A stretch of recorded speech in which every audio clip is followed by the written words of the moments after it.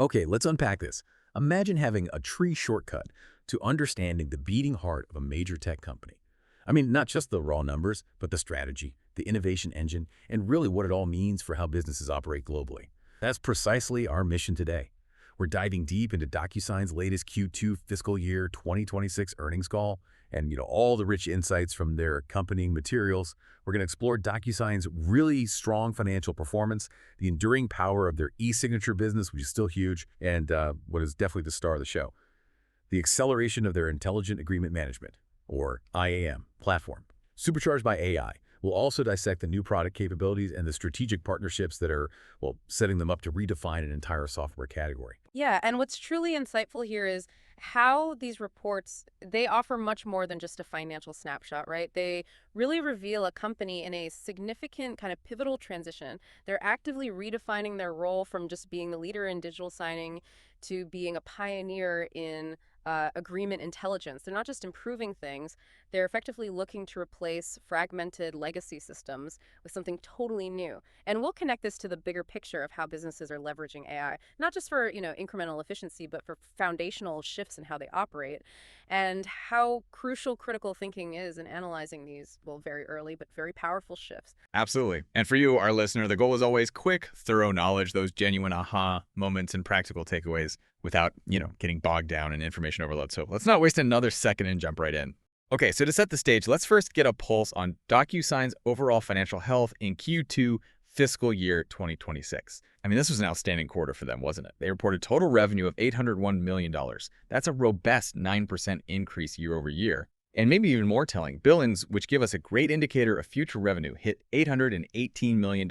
That's a strong 13% year-over-year growth. This isn't just like a good quarter. It represented one of their strongest growth quarters over the past 2 years. Shows improved fundamentals across the board. Plus, profitability also benefited. Non-GAAP operating margins, that's profit margin before certain adjustments, hit an impressive 30%. And free cash flow margins improved modestly year over year to 27%. And for those tracking shareholder value, DocuSign wasn't shy about returning capital, executing $200 million in share repurchases. Right. And zooming out, these numbers indicate a solid performance that, yeah, clearly outperformed expectations. What's truly insightful here isn't just that DocuSign is growing, but how sustainably they seem to be doing it. This isn't a growth at all costs play. It's a demonstration that their strategic pillars, strengthening how they reach customers, accelerating innovation, and improving operational efficiency, are starting to bear fruit. And in a highly disciplined way, it's profitable growth, which signals they're funding their innovation and expansion from within. That's a stark contrast to many competitors who might be, burning cash for similar R&D. That's a fantastic point about sustainable growth, but digging a little deeper into how they achieve that, particularly on the revenue side.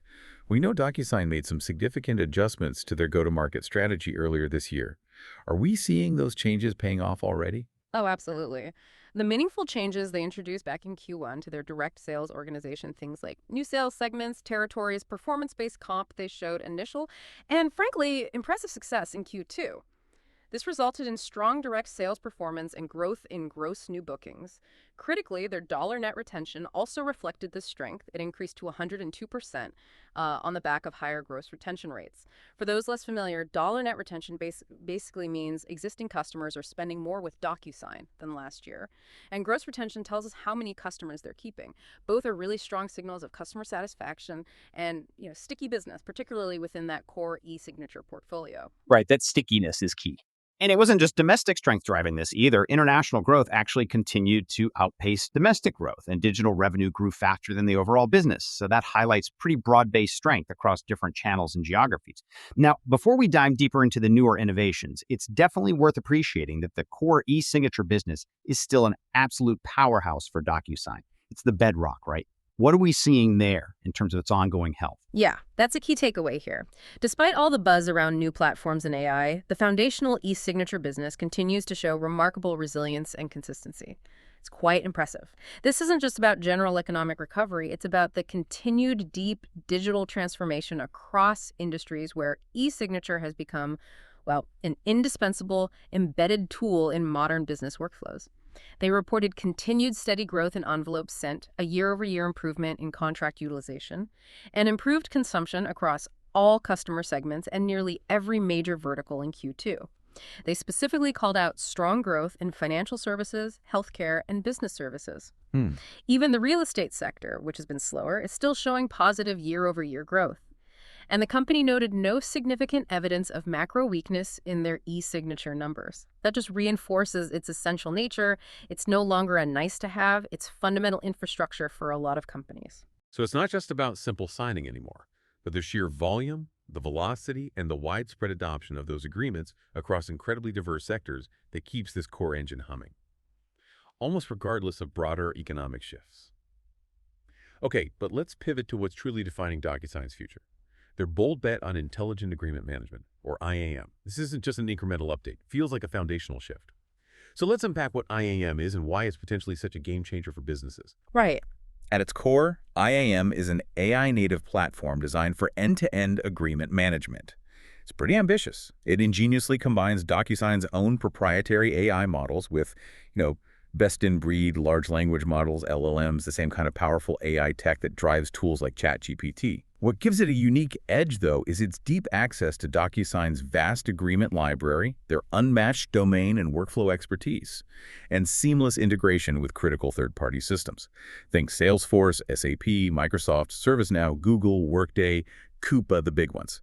Its goal is, well, profoundly ambitious, to empower organizations to create, commit to, and manage their agreements at unprecedented scale and efficiency. That's a powerful vision. But what does intelligent actually mean in this context? How is this different from just, say, a really good digital signing system? It means moving far beyond just the digital signing part. It's about understanding, automating, and deriving deep insights from the entire life cycle of an agreement. IAM directly tackles the 3 root causes of poor agreement management that plague businesses today. You've got fragmented processes, under-leveraged data that's just trapped in documents, and disconnected tools. It effectively turns agreements from these static files into dynamic, actionable data assets. It truly brings them to life and transforms them from, sometimes, liabilities into actual strategic assets. That sounds incredibly powerful. So what actual new AI-powered capabilities did Docusign launch in Q2 to bring this vision to life for their customers? Okay, yeah, certainly. Docusign launched several key features across the agreement management lifecycle. First, we have custom extractions in Docusign Navigator. Imagine trying to find specific client terms or, organization-specific info across hundreds or thousands of contracts manually. It's a nightmare, right? This feature lets customers identify and capture exactly that without manual review, dramatically maximizes efficiency and reduces risk. Next, for agreement preparation, IAM now automatically detects the type of agreement you're creating, builds a template, and suggests and positions relevant fields. Really streamlines the creation process. Think of it like having an intelligent assistant drafting your documents for you. Interesting. Then, to address enterprise needs for efficient and secure user management, they introduced SCM for Docusign. That stands for System for Cross-Domain Identity Management. This lets customers automatically provision and centrally manage users through their existing identity providers like Okta and Microsoft Entra. It's kind of like an automated employee onboarding and offboarding system for software access. Makes things smoother and way more secure at scale. Okay, that makes sense for bigger companies. Definitely. Then there's Docusign ID Verification with Clear, an integration with Clear's biometric identity network that makes ID verification fast and easy for recipients using their existing Clear profile. Speeds up those high-trust transactions. They also rolled out Maestro workflow templates. This enables customers to leverage pre-built templates to quickly customize and deploy workflows, automating complex end-to-end agreement processes without writing a single line of code. The no-code aspect is big. It is. And finally, unified task management within CLM. That's their contract lifecycle management solution. It streamlines task completion by centralizing all Docusign tasks into a single view. This lets teams prioritize based on AI-extracted terms like due date, contract value, parties involved, essentially giving you an intelligent to-do list for every single agreement. Wow, that's a comprehensive suite of tools. But, thinking from a customer's perspective, is this just marketing speak? Or are we seeing tangible results? Are customers actually adopting IMM and realizing this value in the real world? Yes, absolutely. And that's the encouraging part. In Q2, customers moving to the IAM platform represented a greater share of direct deal volume and total gross bookings than they did in Q1. That's a very positive sign of adoption momentum. We're seeing commercial SMB customers like Kindsight, Simplify, and JustPoint, which is actually a VC-backed legal AI company themselves, actively using IAM to speed up sales cycles and gain a deeper understanding of their agreements. And what's maybe even more encouraging is that over 50% of their enterprise account reps closed at least one IAM deal during the quarter, and the average overall deal size increased. That's significant. It is. Larger organizations are also seeing benefits. SetSata Technologies, a global sensor manufacturing leader, they've accelerated workflows and are starting to use the Docusign Iris AI engine to surface insights from agreements. And Docusign CLM, their contract lifecycle management piece, also saw improved momentum. Enterprise customers like T-Mobile have cut agreement processing time by a remarkable 44%. These are real, measurable impacts. Of course, for any AI-driven platform, the underlying data is its lifeblood. What about this agreement library Docusign mentioned? How critical is that to IAM's success, and what makes it so special? Right. The critical implication here is DocuSign's unique data advantage. They are approaching 100 million agreements ingested into Docusign Navigator, their intelligent repository. And this is all with explicit customer consent, which is key. This vast and incredibly diverse library, I mean, everything from sales to procurement to employment agreements, is critical because it exposes their AI models to the full spectrum of real-world contract language. It's like a chef training with every type of ingredient and cuisine imaginable, right? They can create high-quality, relevant results right out of the box because their AI has seen and learned from nearly every scenario. It makes its predictions and extractions far more accurate and nuanced than a more limited data set would allow. That makes sense. Plus, a key differentiator they highlighted is that if you consent, they can make AI features available instantly, and the average customer goes live in just a few weeks. That's like unheard of time to value in enterprise software. This scale, the diversity of data, and that rapid deployment are very significant advantages, setting them apart in the market. So with all these innovations and that incredible data advantage, what does this all mean for IAM's long-term impact on DocuSign's overall growth trajectory? Is this just a new product line, or is it truly foundational to their future? Yeah, the broader context here reveals that IAM is definitely not just a new product. It's positioned as a critical factor in DocuSign's year-on-year growth, and arguably an even more important factor in driving future growth acceleration. They reiterated their guidance that IAM is on track to represent a low double-digit percentage of their overall subscription book of business by year-end. For a relatively new platform, achieving that kind of market penetration and revenue contribution so quickly is, well, testament to its value and adoption. It really underscores its role as a core component of their future strategy. Okay, beyond the product innovation itself, there are other strategic gears turning at DocuSign. Let's look at how they're refining how they reach customers and operate. Starting with their partnerships and international growth. They relaunched their partner program to align partners more closely with their IAM strategy and build solutions that truly deliver customer value. In fact, their largest deal in Q2 was transacted through the Microsoft Azure Marketplace. That shows how those big tech partnerships are paying off. They also secured a new partnership with the U.S. federal government's General Services Administration, the GSA. That creates a huge opportunity to expand existing eSignature sales to federal agencies, with IAM likely to follow. Yeah, and what stands out here is how these partnerships significantly amplify their reach and strategically validate the IAM vision. The GSA partnership, though still early days, represents a really critical beachhead and a significant growth opportunity within the federal government. That's a sector where DocuSign already has a presence in all 15 cabinet-level departments, but they clearly see much more headroom. This contract will basically make it easier for federal departments to buy from them, laying a strong foundation for future growth in what's, a notoriously complex market to crack. Definitely. And on the international front, DocuSign is also showing strong momentum. International revenue represented 29% of total revenue and grew 13% year over year. The Asia-Pacific region was notably their fastest-growing international region this quarter, indicating pretty broad global appeal for their solutions. Now, balancing all this growth and innovation with disciplined operations can be tough. What are we seeing on the operational side, specifically around efficiency and shareholder value? Well, while non-GAAP gross margin was a healthy 82.0%, the ongoing cloud data center migration efforts continue to be an approximate 1% point headwind for the full fiscal year 2026. Though they expect this to gradually ease in fiscal 2027 and beyond, Non-GAAP operating margins also faced an approximate 1.5% point headwind. That was due to a combination of that cloud migration, the shift of some roles to cash compensation from equity, and also comparing against some one-time professional fee savings from the prior year.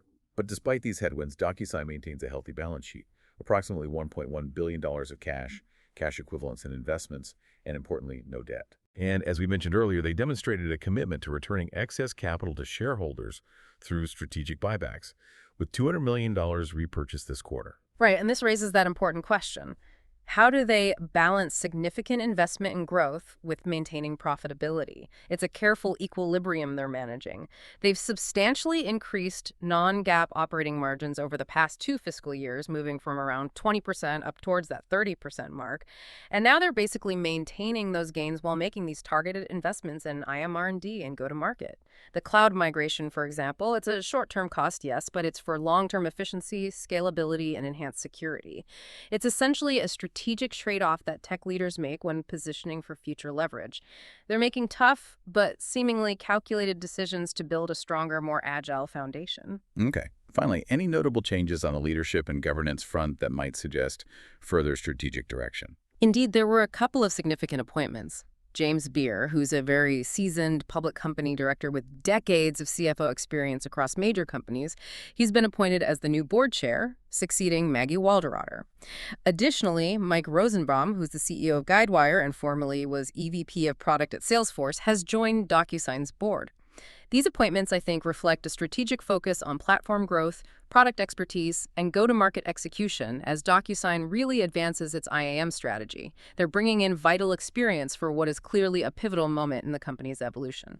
So, wrapping this all up, what does this mean for you, the learner, looking to stay informed and ahead in the fast-moving world of tech and business strategy? Yeah, the broader context here is that DocuSign's Q2 earnings call offers much more than just the financial figures. It's really a clear signal of an established company navigating a pivotal transformation. They're evolving their core, still very resilient eSignature business while aggressively innovating with AI to unlock entirely new value in agreement management.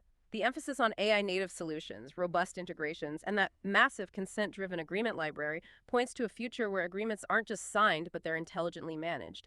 Driving significant operational efficiency and deeper insights for businesses across the globe, it's really about making agreements truly live and actionable data assets. It's exactly. From the solid, almost unshakable performance of their eSignature foundation to the exciting new capabilities in their intelligent agreement management platform, and those strategic partnerships bolstering their market reach.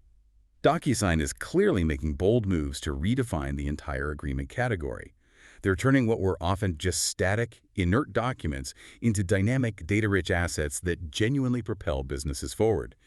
And here's a thought for your own reflections, maybe something to mull over. Consider the sheer volume of just dumb documents still floating around in businesses today, disconnected from systems, disconnected from insights, much like agreements were before something like IAM. This deep dive really makes you wonder, what other everyday mission-critical business processes are ripe for an AI-native transformation? And what immense hidden value are we yet to unlock from the data that's currently trapped within them? Thank you for joining us on this deep dive into Docusign's latest strategic shifts and financial performance. We hope it gave you some compelling insights to ponder and perhaps sparked a few of your own aha moments. Until next time, keep digging, keep learning, and keep finding those incredible insights.